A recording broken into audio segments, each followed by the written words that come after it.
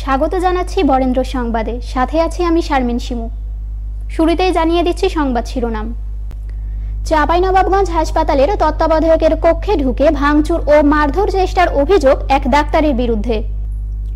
রাবি নাট্যকলা বিভাগের অ্যালামনাই অ্যাসোসিয়েশনের প্রথম সম্মেলন অনুষ্ঠিত। বাগমারার বুজরুককোলা গ্রামের কাবিরুল ইসলাম গং এর ভূমিদস্যুতার প্রতিবাদে সংবাদ সম্মেলন। চাঁপাইনবাবগঞ্জে শিলাবৃষ্টিতে ১৭৫ হেক্টর জমির ধান নষ্ট। এতক্ষণ শুনছিলেন সংবাদ শিরোনাম, এবারে বিস্তারিত।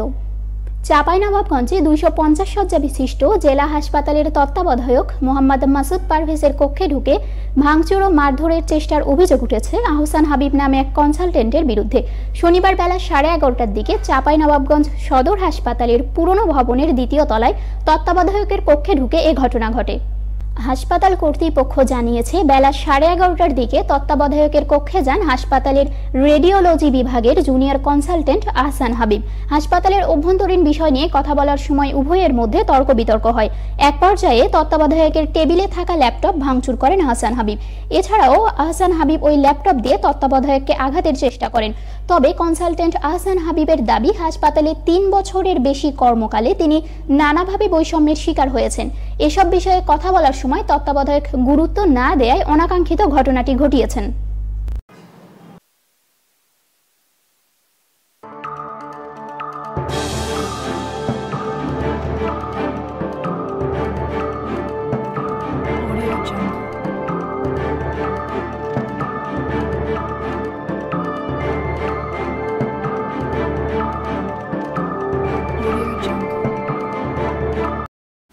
জাতীয় সঙ্গীত, মনোমুগ্ধকর নৃত্য পরিবেশন আর বর্ণাঢ্য র্যালির মধ্য দিয়ে শুরু হয়েছে রাজশাহী বিশ্ববিদ্যালয়ের নাট্যকলা বিভাগের অ্যালামনাই অ্যাসোসিয়েশনের প্রথম সম্মেলন। শনিবার সকাল 9:30টায় জাতীয় পতাকা উত্তোলন ও জাতীয় সঙ্গীত পরিবেশনের মধ্য দিয়ে অনুষ্ঠানের উদ্বোধন করেন বিশ্ববিদ্যালয়ের উপাচার্য। পরে নৃত্য পরিবেশন আর বর্ণাঢ্য র্যালির মধ্য দিয়ে ঢাকের তালে শুরু হয় প্রাণের সঞ্চার। দীর্ঘ 25 বছর পর একদিন ব্যাপী নতুন পুরাতন শিক্ষার্থীদের মিলন মেলায় উৎসবটি পরিণত হয় বিভাগটি।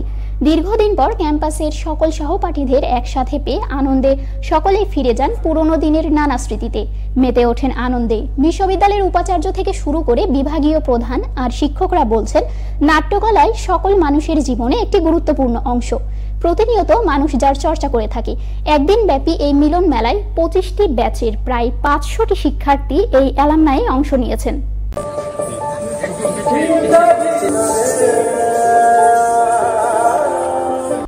রাজশাহীর বাগমারা উপজেলার বুজরুককোলা গ্রামের কাবিরুল ইসলাম ওরফে সোনারুল গংয়ের ভূমিদস্যুতার প্রতিবাদে সংবাদ সম্মেলন অনুষ্ঠিত হয়েছে। শনিবার দুপুর 12:30টার দিকে Bangladesh photo journalist association Rajshahi শাখার কার্যালয়ে এই সম্মেলনের আয়োজন করে বুজরুককোলা গ্রামের কতিপয় হিন্দু মুসলিম ভুক্তভোগী পরিবারবর্গ। এতে লিখিত বক্তব্য পাঠ করেন উক্ত গ্রামের ভুক্তভোগী লিয়াকত আলী খান। লিখিত বক্তব্যে তিনি জানান, কুখ্যাত খুনি, ডাকাত দলের সদস্য, সন্ত্রাসী, চাঁদাবাজ, জমি জালিয়াতি চক্রের হোতা, মিথ্যা মামলাবাজ, ভূমিদস্যু, অবৈধভাবে জমি দখলদার হিসেবে পরিচিত কাবিরুল ইসলাম তার 4 ভাই এবং একাধিক স্ত্রী সহ তার অনুসারী লোকজন দ্বারা সাম্প্রতিক সময়ে প্রায় 40 বছরের অধিক সময় ধরে ভোগ দখলকৃত জোট সম্পত্তিতে জোরপূর্বক দখলের পায়তারা করছে। দখলে বাধা প্রয়োগ করলে খুন, জখম সহ মিথ্যা মামলার আতঙ্ক গ্রামবাসীদের মধ্যে বিরাজ করছে। এ ব্যাপারে থানায় লিখিত অভিযোগ দাখিল করতে চাইলে থানা কর্তৃপক্ষ অভিযোগ নিতে অস্বীকার করে। ভুক্তভোগীগণ যাতে শান্তিপূর্ণভাবে জমি দখল পূর্বক শান্তিপূর্ণভাবে গ্রামে বসবাস করতে পারে এবং দেশবাসী, প্রশাসন, সরকার এবং সাংবাদিকদের কাছে সহযোগিতা কামনা করেছেন তারা। এ সময় ভুক্তভোগীরা উপস্থিত ছিলেন।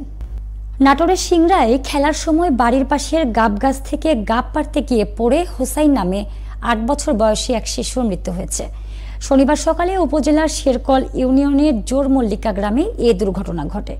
নিহত হোসাইন জোরমল্লিকা গ্রামের জহুরুল ইসলামের ছেলে। সিংড়া থানার ভারপ্রাপ্ত কর্মকর্তা রফিকুল ইসলাম ও নিহতের পরিবারের সদস্যরা জানান, শিশু হোসাইন সকালে বাড়ির পাশে খেলা করছিল। খেলা করার কোনো এক সময় সে গাব গাছ থেকে গাব পাড়তে গাছে ওঠে। এ সময় অসাবধানতাবশত গাব গাছ থেকে পড়ে গিয়ে গুরুতর জখম হয় সে। ঘটনাটি পরিবারের সদস্যরা দেখতে পেয়ে উদ্ধার করে দ্রুত সিংড়া উপজেলা স্বাস্থ্য কমপ্লেক্সে নিয়ে যায়। স্বাস্থ্য কমপ্লেক্সে নিয়ে গেলে সেখানে কর্তব্যরত চিকিৎসক পরীক্ষা নিরীক্ষা করে শিশুটিকে মৃত ঘোষণা করেন। খবর পেয়ে ঘটনা ঘটনাস্থলে পুলিশ পাঠানো হয়। নিহত শিশুর পরিবারের কোনো অভিযোগ না থাকায় স্থানীয়দের সাথে আলোচনার মাধ্যমে ময়নাতদন্ত ছাড়াই শিশুর মরদেহটি দাফনের জন্য বলা হয়েছে। চাঁপাইনবাবগঞ্জের বিভিন্ন উপজেলায় আধা ঘন্টা মুষলধারে বৃষ্টি ও শিলাবৃষ্টিতে 73 হেক্টর আম ও 175 হেক্টর ধান নষ্ট হয়েছে। বৃহস্পতিবার বিকেলে গোমস্তাপুর ও নাচল উপজেলার বিভিন্ন এলাকায় কয়েক মিনিটে শিলাবৃষ্টিতে এসব ক্ষতি হয়েছে।